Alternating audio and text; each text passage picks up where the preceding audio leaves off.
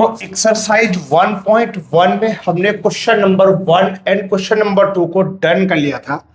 चलिए आगे बढ़ते हैं और अब देखते हैं। सबसे पहले हम क्वेश्चन नंबर 4 को देखेंगे। ठीक है, क्वेश्चन नंबर 3 बहुत ही आसान है, बिल्कुल बच्चों वाला काम है, एलसीएम एचसीएम निकालने होते हैं, तो इसको उसके बाद करेंगे। पहले फोर्थ क्वेश्चन को देख लेते हैं, इंपॉर्टेंट क्वेश्चन है। क्वेश्चन फोर्थ में कह रहा है गिवन दैट एचसीएफ ऑफ 306 और 657 इक्वल टू 9 फाइंड एलसीएम। हमें यहां पर इन दोनों का यहां पर जो है एचसीएफ दे दिया क्वेश्चन नंबर फोर्थ में। इंपॉर्टेंट है, ध्यान से सुनिएगा। हमें एचसीएफ दे रखा है दो नंबरों का, एक नंबर तो हो गया 306 और दूसरा नंबर दे दिया कॉमा करके 657। याद रखिएगा, ये हमारे पास पहला नंबर को ए बोलते हैं और दूसरे नंबर को बी बोलते हैं। क्लियर? इन दोनों का एचसीएफ हमारे पास 9 दे रखा है और कह रहा है फाइंड करिए एलसीएम। फाइंड करना है हमें यहां पर एलसीएम, इन दोनों का एलसीएम निकालना है 306 और 657 का। कैसे सॉल्व करेंगे? तो अगर आपको याद होगा तो आपको एक रिलेशन बताया गया था एचसीएफ और एलसीएम के बीच में, और रिलेशन क्या था? रिलेशन था LCM into HCF equal to product of two number, और दो नंबर के प्रोडक्ट को शॉर्टकट में ए इंटू बी लिख रहा था। ये आपको मालूम होना चाहिए, ठीक है ना, इससे पहले वाले वीडियो में बता चुका हूं। अब यहां पर एलसीएम तो हमें निकालना है, एचसीएफ की वैल्यू देखिए, हमें एचसीएफ की वैल्यू यहां पर 9 दे दिया, ए की वैल्यू 306 रखेंगे और मल्टीप्लाई में बी की वैल्यू 657 रखेंगे। नाउ यहां से एलसीएम कैलकुलेट कर लेंगे तो हमारे पास आएगा 306 इंटू 657 और इसके डिवाइड में ये 9 चला जाएगा। नाउ इसको आप कैंसिल करेंगे तो ये कटेगा 3 3 जा 9 और ये 3 1 जा 3 और ये 0 और 3 2 जा 6। नाउ 3 3 जा 9 वापस से कैंसिल हो जाएगा, कैरी 1 लग जाएगा, 3 4 जा 12। नाउ इन दोनों की मल्टीप्लाई कर देंगे मेरे बच्चे, 657 इंटू 34, आपके पास करेक्ट आंसर आ जाएगा। अब वीडियो को पॉज करिए और इन दोनों की मल्टीप्लाई करिए, मल्टीप्लाई करके जो भी होगा आपका आंसर आ जाएगा। तो चलिए एक काम करिए, आप वीडियो को पॉज करिए और इसका आंसर बनाने की कोशिश करिए। क्लियर? तो अगर आप इसकी मल्टीप्लाई करते हैं तो आंसर आपको मिल जाएगा 22338, ऐसे आपको यहां पर आंसर मिल जाएगा। तो ये इसका सिंपल सा क्वेश्चन हो गया। ठीक है, क्वेश्चन को पॉज करके नोट करिए। अब मैं अगले क्वेश्चन की तरफ चलता हूं। बहुत ही आसान सवाल था, इस बात की तो है ना। चलिए जी, क्वेश्चन नंबर 5 की तरफ बढ़ते हैं। इसको आप पहले वीडियो को आराम से करिए पॉज और उसके बाद नोट करिए। ठीक है, चलिए अगले प्रश्न में क्या कह रहा है? चेक वेदर 6 की power n can end with the digit 0 for any natural number n। Check करके बताइए कि क्या 6 की पावर n का एंड 0 डिजिट पर पॉसिबल है किसी भी नेचुरल नंबर n के लिए। तो कैसे चेक करेंगे? तो पहले तो समझ लीजिए इसको कि क्वेश्चन का मतलब क्या है ना, नोट उसके बाद करना। क्वेश्चन कह रहा है कि क्या 6 की पावर n का एंड, क्या ये 0 डिजिट पर खत्म होगा किसी नेचुरल नंबर n के लिए? तो इसका आंसर ये है कि नहीं, 6 की पावर जो n है इसका एंड कभी भी 0 डिजिट पर नहीं होगा। ऐसा क्यों? तो ऐसा इसीलिए क्योंकि जो हमारे पास 6 है इसके प्राइम फैक्टराइजेशन में, क्या कह रहा हूं, इसके प्राइम, इसका जब आप प्राइम फैक्टर करेंगे तो इसके प्राइम फैक्टराइजेशन में 5 एज अ फैक्टर नहीं आएगा। क्या कह रहा हूं? 5 एज अ फैक्टर नहीं आएगा, क्योंकि इसके प्राइम फैक्टराइजेशन में 5 एज अ फैक्टर नहीं आता है। इसीलिए 6 की पावर n का एंड, 6 की पावर n का एंड कभी भी 0 डिजिट पर पॉसिबल नहीं है। आप चेक करिए 6 का अगर आप प्राइम फैक्टर करेंगे तो आपके पास क्या बनेगा, 2 3 जा 6 और 3 1 जा 3।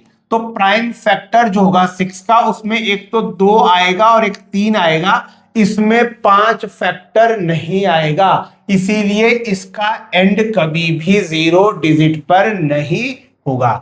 हाँ, अगर इसके प्राइम फैक्टर में 5 एज अ फैक्टर आ जाता तो हम कहते कि हाँ भाई इसका एंड 0 डिजिट पर पॉसिबल है। क्लियर? तो इसको अब इस तरीके से तो लिखेंगे नहीं, ये तो आपने समझा। अब इसको लिखेंगे कैसे, तो प्रॉपर लिखेंगे ना।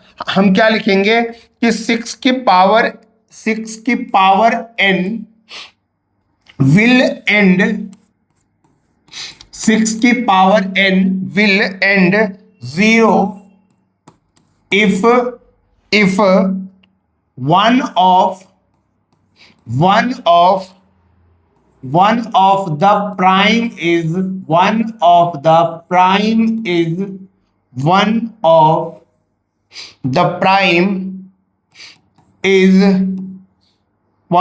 the prime if 6 की power n will end 0 if 5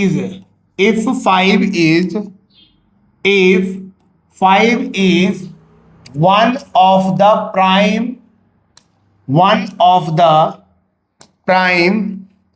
of 6, ऐसे लिखना है, ठीक है ना। फिर लिखना है कि prime factor of 6।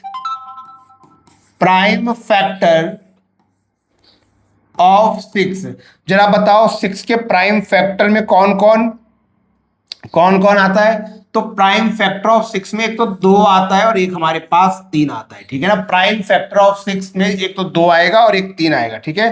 2 and 3 since 5 is not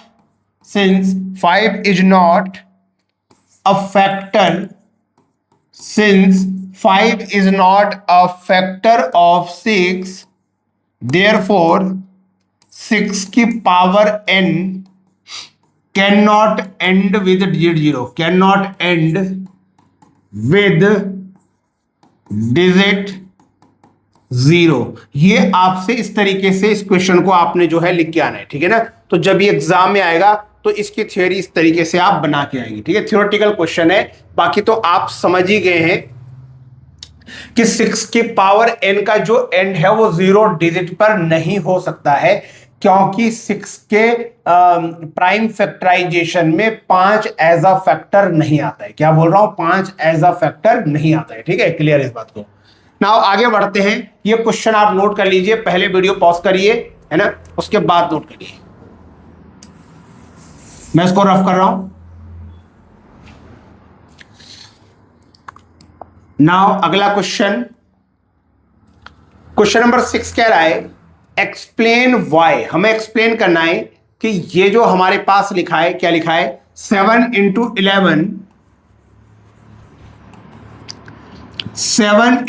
11 into 13 plus 13, एक ये दे रखा है हमें और एक दे रखा है हमें 7 into 6 into 5 into 4 into 3 into 2 into 1 plus 5। हमें बताना है कि ये क्या है, कॉम्पोजिट नंबर है, एक्सप्लेन करना है। अब आपको मालूम होगा कि कॉम्पोजिट नंबर क्या होते हैं। तो कॉम्पोजिट नंबर ऐसे नंबर होते हैं जिसके जिसके 2 से ज्यादा फैक्टर बनते हैं। क्या कह रहा हूं, जिसके 2 से ज्यादा फैक्टर बनते हैं उसको हम क्या कहते हैं, कॉम्पोजिट नंबर। तो यहां पर देखिए कैसे आप इसको सॉल्व करेंगे। तो इसको देखिए आप, सबसे पहले ये जो प्लस साइन है इससे यहां पर देखेंगे आप लेफ्ट में, और इसके राइट में देखिए जो कॉमन आ रहा है ना, कॉमन सेम, उसको बाहर ले लीजिए। तो 13 बाहर आएगा कॉमन, हमारे पास क्या बचेगा, अंदर 7 बचेगा, 11 बचेगा, 13 बाहर आ गया, 1 बचेगा, एंड देन 1 बचेगा। 13 इंटू 7 11 जा 77, 77 1 जा 77 प्लस 1 78, ये हमारे पास बन गया। अब अगर आप देखेंगे यहां पर, यहीं पर क्या करेंगे आप, इसमें देखिए जो 78 है इसको 13 लिख रहा हूं, क्या 78 को लिख सकता हूं 2 × 39। क्योंकि 39 टू जा क्या होता है 79 होता है ना। 39 टू जा 2 9 जा 18 का 8 कैरी 1 2 3 जा 6 और 1 7 हाँ होता है। अब इसको मैंने क्या किया, इसको मैंने यहां पर लिखा है। देखो इसको देखेंगे तो इसके क्या हो रहे, यहां पर दो से ज्यादा फैक्टर हो रहे। देखो एक फैक्टर खुद 13 हो गया, एक अपने पास 2 हो रहा है, एक 39, तो इसके दो से ज्यादा फैक्टर बन रहे। इसका मतलब क्या होगा कि ये एक अपने आप में क्या है, कॉम्पोजिट नंबर है, क्योंकि दो से ज्यादा फैक्टर बन रहे हैं। ठीक है, इसी तरीके से बस वेरी सिमिलरली इसमें काम करो, यहां से कॉमन ले लो, इन दोनों में सेम क्या आ रहा है, तो यहां देखोगे तो 5 दोनों में कॉमन आएगा, तो 5 बाहर ले लो। देखिए क्या बचेगा, 7 इंटू 6 इंटू 5 बाहर आ गया, 1 बच गया, इंटू 4 इंटू 3 इंटू 2 इंटू 1 और प्लस करके ये जो 5 है हमने बाहर ले लिया, तो इसकी जगह में 1 आ जाएगा। नाउ सॉल्व करिए, 5 इंटू, इसके बाद देखिए ये होगा 7 6 जा 42, 42 1 जा 42, 42 4 जा कितना हो जाएगा, 42 4 जा 4 2 जा 8 एंड 4 4 जा 16, 168 एंड 168 3 जा 8 3 जा 24, 24 का 4 क्या लग गया 2, 6 18 तो 20 का 0 कैरी लग गया 2, 3 कम 3 तो 5, 504 इंटू 2, 2 4 जा 8, 2 0 जा 0, 2 5 जा 10, 1008 और आएगा प्लस 1, 5 इंटू ये हो जाएगा 1009।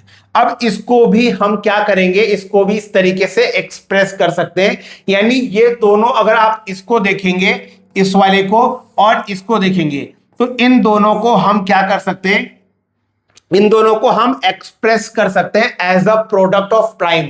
ये भी प्राइम नंबर्स का प्रोडक्ट बनेगा और ये भी प्राइम नंबर का प्रोडक्ट बनेगा, क्योंकि ये प्रोडक्ट ऑफ प्राइम के फॉर्म में इसको हम एक्सप्रेस कर रहे हैं, तो इसका मतलब ये क्या हो गए, कॉम्पोजिट नंबर। तो सीधा बोलना है, क्या बोलना है इसके बाद, ऐसे करने के बाद आपने थ्योरी लिखनी है, आपने लिखना है therefore they can be express, ऐसे लिखना, they can be expressed in the, therefore they can be expressed in the, क्या लिखेंगे, in the product of prime, in the form of, या in the product of, ऐसे लिखो, in the product of prime, so it is composite number। तो ये क्या हो गया, so it is composite number. ठीक है, तो इस तरीके की थ्योरी लिख के आनी, तो ये क्वेश्चन सॉल्व हो जाएगा। ठीक है, बहुत ही आसान है, कोई दिक्कत नहीं हुआ। यहां से आपने 13 बाहर ले लिया कॉमन, 7 11 बचा, 1 बचा और प्लस करके 1, फिर इनकी मल्टीप्लाई कर दिया और प्लस 1 करके 78 आया। फिर हमने कहा कि 78 को लिख सकते हैं 39 टू जा, क्योंकि इसको हमने क्या लिखा, इसके जो है दो से ज्यादा फैक्टर बने, यहां पर एक 13 एक 2 एक 39, तो मतलब ये क्या हुआ, कॉम्पोजिट नंबर। बस उसी तरीके से यहां पर किया, कॉमन लिया और यहां पर लिख दिया, और फिर यहां पर लिख दिया कि इन दोनों को हमने एक्सप्रेस किया है in the product of prime, है ना, प्राइम के प्रोडक्ट के फॉर्म में इनको हम एक्सप्रेस कर सकते हैं, इसीलिए ये कॉम्पोजिट नंबर है। अर्थात कहने का मतलब ये है कि इनके जो है दो से ज्यादा फैक्टर बन सकते हैं। क्लियर, तो ये कॉम्पोजिट नंबर हो गए। आगे बढ़ते हैं, इसको आप पॉज करिए, नोट कर लिए। नाउ क्वेश्चन नंबर 7 पे चलते हैं। बिल्कुल सिंपल क्वेश्चन है, फटाफट इन क्वेश्चनों को करते रहेंगे, है ना।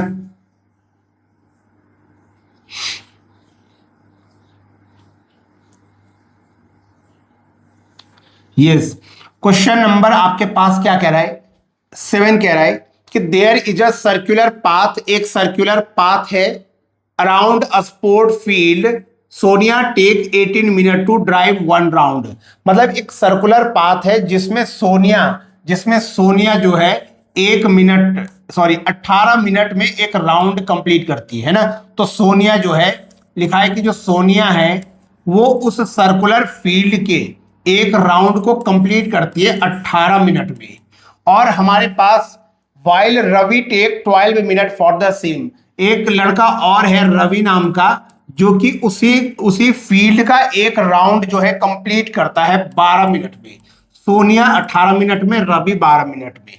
आगे पूछा है suppose they both start at the same point, दोनों ने सेम पॉइंट से स्टार्ट किया and at the same time and go in the same direction, after how many minute will they meet again at the starting point. ये starting point पर वापस कब meet करेंगे, again कब मीट करेंगे, ऐसा क्वेश्चन पूछ रहा है।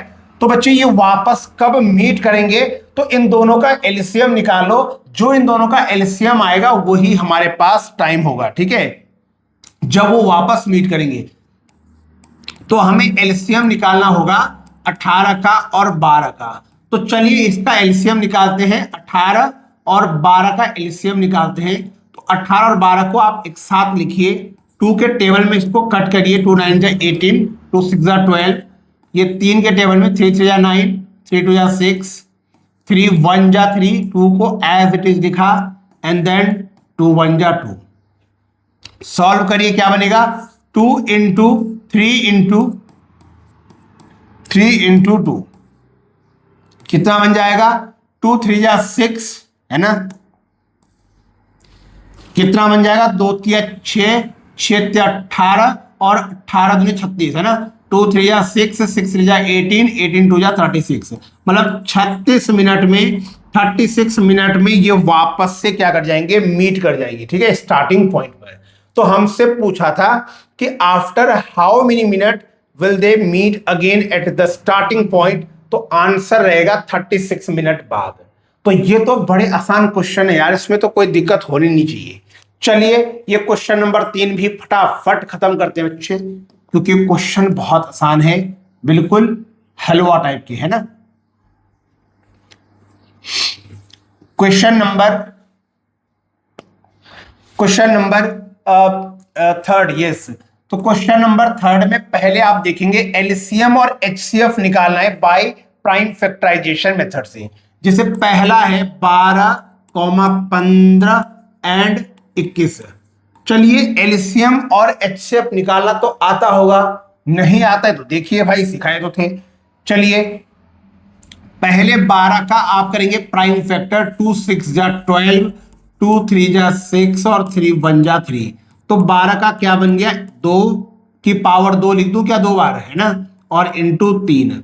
अगला हो गया 15, 3 5 जा 15 और 5 1 जा 5, यानी 15 का फैक्टर बन गया 3 और 5। अगला हो गया हमारे पास जो नेक्स्ट है हमारे पास 21, 3 7 जा 21, 7 1 जा 7, तो 21 का बन गया 3 और 7। चलिए एलसीएम निकालते हैं, याद है ना एलसीएम में कैसे निकालते हैं। सबसे पहले देखना है आपने हाईएस्ट पावर क्या है सब में, तीनों में। तो तीनों में देखोगे पहले तो सेम 3 की पावर 1, 3 की पावर 1, 3 की पावर 1। तीनों में हाईएस्ट पावर तो कुछ दिखी नहीं, बस 3 की पावर 1, 3 की पावर 1, 3 की पावर 1 है। तो चूंकि हाईएस्ट पावर नहीं है यहां पर, तो आप इसी को एक नोट कर लो, 3 की पावर 1 एक बार नोट करना है, ठीक है। नाउ ये 2 की पावर 2 है क्या, अब ये तो बचे हुए ना, नीचे तो कहीं दिख नहीं रहा, तो जो बच जाते हैं उनको भी लिख लो। जैसे 5 है ना, तो ऊपर कहीं 5 है ना, नीचे 5 है, बच गया तो इसको भी लिख लो, और ये 7 भी बच गया, इसको भी लिख दो। एलसीएम में जो बच जाता है उसको भी लिख लेते हैं ना। सॉल्व करिए, कितना बनेगा 3, 2 2 जा 4, 4 3 जा 12 है ना, 2 2 जा 4 और 4 3 जा 12 और 5 ये रहा और 7 ये रहा, 12 5 जा 60 और 60 को 7 से मल्टीप्लाई करेंगे तो 420 इसका एलसीएम आएगा, ठीक है। अब निकालेंगे एचसीएफ। एचसीएफ में क्या देखते हैं, लोएस्ट पावर देखते हैं, या ये देखो कि तीनों में कॉमन क्या रहे। तो तीनों में अगर कॉमन देखोगे जी तो आपको दिखेगा तीनों में कॉमन आपको 3 3 3, यानी कॉमन 3 दिख रहा है। तो एचसीएफ हमारे पास क्या हो गया 3। तो एलसीएम 420 और एचसीएफ हमारे पास कितना हो गया 3। ये इस क्वेश्चन का आंसर है। क्लियर, ये तो बहुत ही आसान सवाल है। चलते हैं इसके अगले पार्ट पर, इसको पॉज करिए और उसके बाद इसको नोट करिए।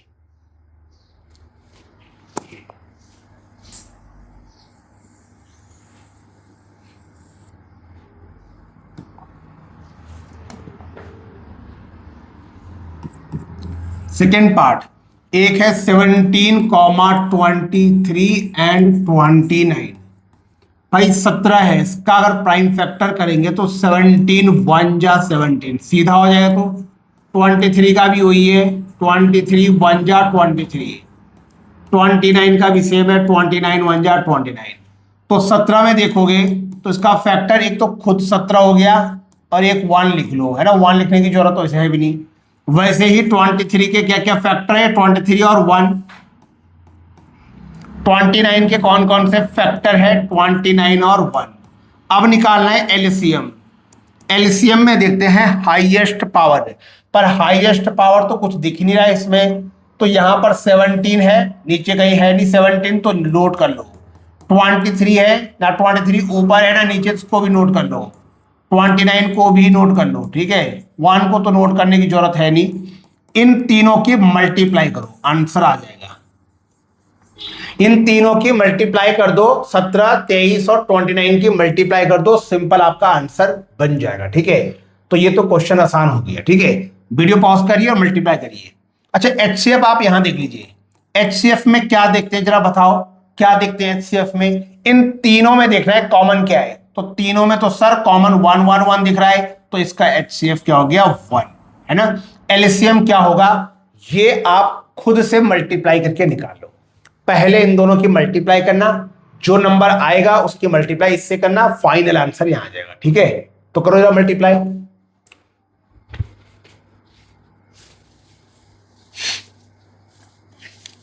और ये वाला तुम खुद से ट्राई कर लो, ठीक है। ये तो आसान है, ट्राई कर लो खुद से।